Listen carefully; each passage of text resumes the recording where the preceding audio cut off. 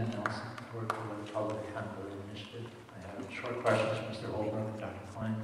I also have a question about the making of the film. I'd expected to be able to speak with Shelley Pugh tonight. She was advertised. I understand she's not here. Shelley did arrive. Shelley was here, got a phone call from her kids back in Susquehanna County. There is a major storm that rolled through, 2 trees down on the property. I saw her, I shook her hand, she went to the ladies' room, grabbed a can of pop and hit the road. That's fine. And she apologized. That's totally fine. As long as the video is going to be on Energy and Debt's website, I'd hope that maybe they could answer my question on their website. I'd also appreciate it if they would post the whole video. I know a lot of times they're just clips. The whole video is on YouTube. No, I mean the video tonight. It'll be up. Okay. Joe says yes. My question is about the interview in the film with Jim Marston of the Environmental Defense Fund in Austin. He was the man in the purple shirt sitting among all the empty chairs. The question is about a blog post that he put up on the EDF website a couple weeks after Truthland was published on YouTube. And he said that he stands by every comment he made in the film. He didn't say anything about his comments being taken out of context.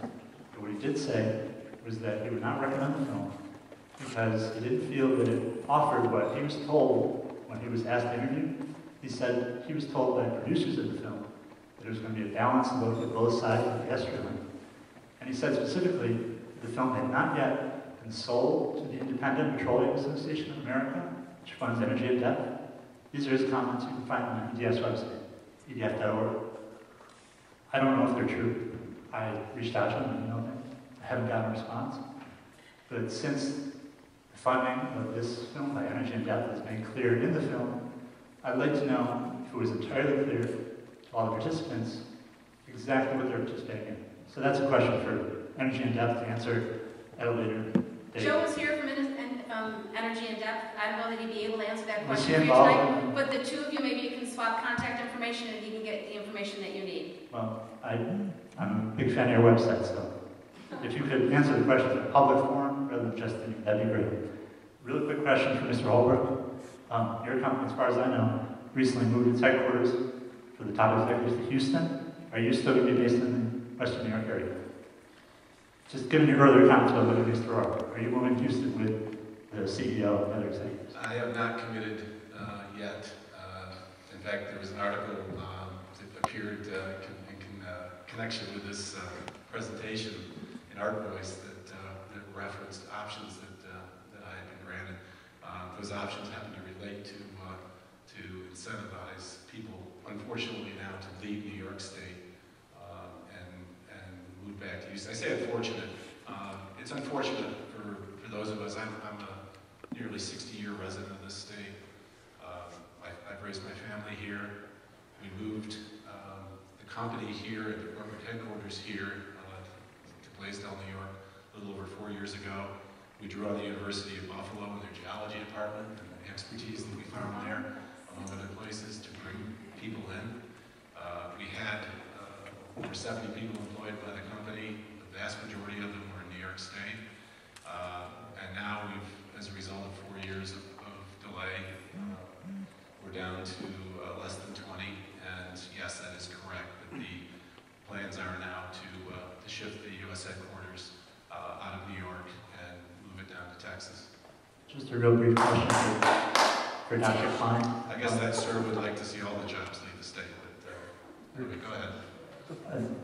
Just for Dr. Klein, could you tell me what percentage of frac fluid is recoverable after drilling, not for household use, not for drinking, but for reuse, given the amount of water usage? What is the amount of percentage that's reused typically? Well, let me start with how much comes back. It varies by the shale formation and the location within the shale. In the northern part of the Marcellus Trend, for instance, we get probably only 20% of what we inject back. So out of the 5 million gallons, you're only going to get perhaps 1 million back. The majority of that comes back in the very first few months of flow back, because it's basically the frac fluid that we have injected is coming back with the gas. The remainder is imbibed into the formation and held there for geologic time. So that water that comes back is collected in tanks. No pits will be allowed in New York. It will be directed into closed tanks. And basically, we are able to reuse over 90% of that water by a very slight amount of filtration. And we take that water to the next site and mix it with the other fresh water and just continually reuse it. A small amount of the more concentrated form has to be further treated. It can be done by a variety of treatment processes, commonly distillation, where it can be, the water can be purified and then again reused, or it can be taken to injection wells in Ohio. We have no plans for any injection wells in New York, and none that I'm aware of in Pennsylvania either. So 20% can be recovered from the ground, 90% of that amount can then be reused? Yes. Okay, so... 90 plus, I think it's actually 90 plus. Yeah. I mean, that is what I read in the paper you presented in New York State Assembly, 30% plus or minus 10%. However, there was also a piece after a public forum in Cortland, New York, last October, when, I'm quoting from the Cortland Standard, one audience member asked what happens to the water treated with hydrofracking fluid. The client said 90% of the water in hydrofracking is used again in drilling. Would you say that gives a misimpression of how much total can be retrieved? Would you say that... Is that just what I said?